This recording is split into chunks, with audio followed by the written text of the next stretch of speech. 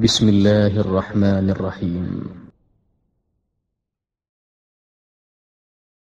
Bon, sur l'histoire, aujourd'hui, on n'a pas beaucoup parlé. Bon, tu sais, Allah subhanahu wa ta'ala, comme je l'ai dit, lui, il dit toujours, ben, les pliés, exactement, d'attestation. Je pense que comme sur cette notion, nous y sommes revenus plusieurs fois, exactement, pour dire l'attestation, c'est de dire, il n'y a de Dieu que Dieu et que Mohammed est un envoyé de Dieu. Mais je te dis, au-delà des paroles qu'on dit, il faut, je veux dire, appliquer aussi cela. Exactement. On dit il n'y a de Dieu que Dieu et que Mohammed est envoyé de Dieu. La notion de dire il n'y a de Dieu que Dieu, exactement, ça nous dit c'est Dieu qui a créé les cieux, c'est Dieu qui a créé les terres, c'est Dieu qui a créé tout ce qui existe entre eux. C'est Dieu exactement le seul maître du monde, comme on dit. C'est lui seul exactement qu'il faut craindre, exactement. Lui seul qu'il faut implorer, exactement. C'est lui seul qui détient, je veux dire, les solutions de nos problèmes. Je pense exactement, c'est ça aussi, et que ce Dieu, évidemment, comme on l'a dit, a envoyé depuis le bout des temps des prophètes à l'humanité pour que nous nous dirigeons sur la bonne voie. C'est le cas, évidemment, de notre ancêtre commun, le premier humain, Adam, exactement, qui a été créé exactement par Allah subhanahu wa ta'ala. Ben, exactement, Allah l'a choisi et l'a désigné le premier des prophètes. Après lui, Allah a envoyé d'autres prophètes, exactement. On retiendra évidemment Noé. Noé, exactement, je t'ai dit. Lui, évidemment, son peuple, exactement, n'obéissait pas, je veux dire, à ses recommandations. Et évidemment, son peuple, je veux dire, refusait de manière catégorique. Ben, exactement, Noé même dira que quand il parle à son peuple, il met les doigts dans les oreilles pour ne pas l'entendre. Parce qu'exactement, il dit, Noé, on nous tympanise exactement avec ses propos. Ben, exactement, quand Noé est fatigué, il a dit, ben, Allah, c'est toi qui nous as créés, c'est toi qui m'as envoyé, fais triompher ta loi, fais triompher ta décision. Allah lui dit, alors si c'est le cas, ben, construis l'arche exactement. Et Noé commençait à construire l'arche. Et quand son peuple qui ne croyait pas en lui exactement le voyait construire l'arche, il dit, eh ben, celui qui s'autoproclamait prophète exactement et maintenant charpentier, ben, exactement, il ne savait pas ce qui les attendait. Quand Moïse avait fini exactement, Allah lui dit, mais un couple de chaque espèce dans ton arche exactement, ce que Noé fera exactement. Et son peuple ce jour-là a fini dans le déluge parce qu'exactement Allah avait donné recommandation au ciel de pleuvoir et à la terre de ne rien absorber de ce que le pluie tombe. Ils sont tous noyés exactement, y compris évidemment un des fils de Noé exactement avait refusé de suivre les ordres de son père. Lui exactement, son père lui disait, mon fils vient avec moi dans l'arche. Il dit, mais père, moi je vais me réfugier sur le haut montagne là-bas. Il ne savait pas exactement que ce jour-là, toute personne qui n'entrait pas dans l'arche exactement allait finir ses jours. C'est ça aussi l'histoire de Noé exactement et de son peuple. Voilà, le déluge a duré, on dira plusieurs jours exactement. Et voilà, l'arche de Noé atterrira ou finira exactement après que le déluge est fini et qu'exactement tout son peuple mécréant a été tué. Après Noé, évidemment, on revient sur un prophète, Abraham. Ben, je l'ai dit, Abraham, lui c'est plus qu'un modèle aussi comme tous les autres prophètes, il me dira.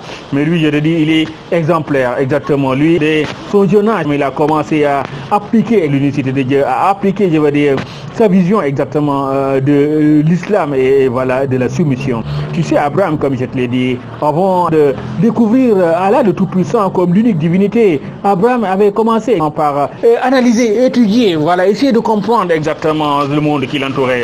Quand il voyait la lune passer un jour, il dit, ben c'est la lune mon Dieu, mais la nuit, quand la lune disparaît, il dit non, ça c'est pas mon Dieu. Quand il voit le soleil, il dit le soleil est très grand, c'est ça mon Dieu, mais exactement, pareillement, il dira ça c'est pas mon Dieu. Je disais évidemment, c'est cette quête de piété exactement, cette quête de divinité exactement, ce raisonnement qu'il a posé exactement pour trouver l'unicité de Dieu, pour trouver Allah subhanahu wa ta'ala, qui l'a conduit exactement à dire qu'il n'y a de Dieu que Dieu. Voilà exactement. Et évidemment, quand il a abouti à son raisonnement, il disait à ses pères clairement que vos divinités que vous adorez, ben exactement, c'est pas des divinités, je l'ai dit. Exactement, leur divinité n'était rien que des objets qu'ils créaient, exactement. Mais c'est eux qui les créaient, c'est eux qui les taillaient, c'était eux les sculpteurs, exactement, et les sculptures, exactement, qu'ils adoraient comme divinité. En fait, pour Abraham, exactement, ce n'était que des jouets, exactement. Et je te disais, évidemment, quand on envoyait Abraham au marché vendre les statues, exactement, il disait, qui est-ce qui veut acheter quelque chose qui ne lui servira à rien, manière de dire. Donc voilà, évidemment, son père et sa communauté, les amis de son père étaient fatigués, évidemment, par son discours, exactement, parce qu'il disait, évidemment, non seulement il nous empêche de vendre, mais seulement il minimise nos divinités, exactement, et donc tu comprendras pourquoi, évidemment, quand un jour Abraham est de retour à la maison, il est entré dans la salle des divinités divinités, casser des divinités, ensuite poser exactement le matériel avec lequel il l'a cassé sur l'épaule d'une grosse divinité. Quand exactement ses pères l'ont vu, exactement, ils savaient exactement a priori que c'était Abraham qui l'a fait. Ben exactement, quand ils ont appelé Abraham, ils savaient a priori que c'était Abraham qui l'a fait. Ben exactement, quand ils ont appelé Abraham pour lui poser la question, Abraham, qui est-ce qui a cassé nos divinités, qui est-ce qui a fait ça? Abraham leur a répondu clairement.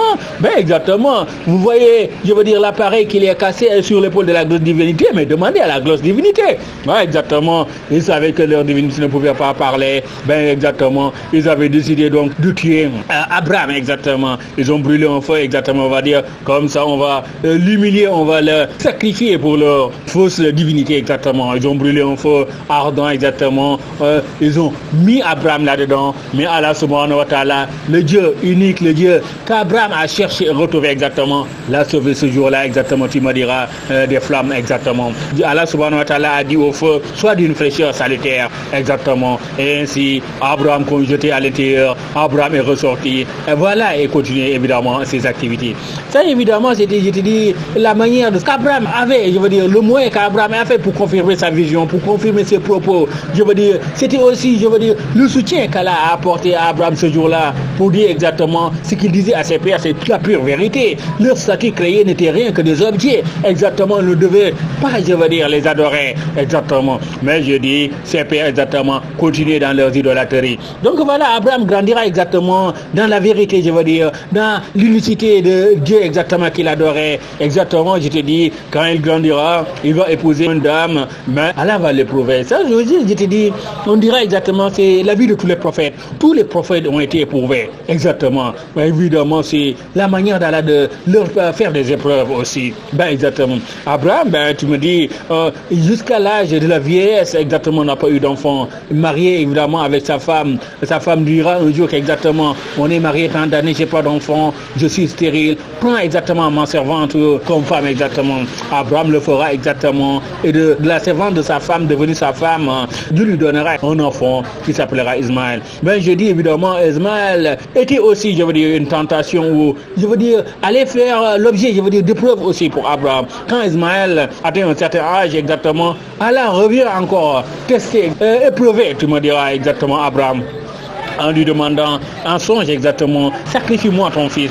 Exactement, je disais évidemment, Abraham va sacrifier son fils, exactement. Parce que pour Abraham, la volonté de Dieu, tout ce que Dieu dit, c'est ce que Dieu lui-même a dit. Quand je veux une chose, je n'ai qu'à dire soit et c'est. Et quand Allah a toujours voulu une chose et qu'il l'a dit à Abraham, Abraham l'a toujours accompli. Exactement. Quand il a dit à Abraham, sacrifie-moi ton fils, Abraham évidemment au matin l'a dit aussi à son fils. Quand on songe exactement, Dieu m'a demandé de te tuer. Et son fils lui a répondu, Père, si c'est ce que Dieu a dit, exactement, voilà, tu n'as rien à attendre, on peut le faire. Exactement, c'est ainsi donc qu'ils étaient sortis du village pour réaliser, je veux dire, la volonté divine. Quand Abraham pose son fils par terre, prend le couteau pour l'égorger, c'est en ce moment-là qu'Allah a compris que voilà, Abraham était en train d'accomplir ce qu'il voulait. Exactement, Allah a dit, Gabriel, Jibril, va au paradis, emmener un mouton, remplacer Ismaël. Exactement, son père est en train d'accomplir ce que je lui recommandais.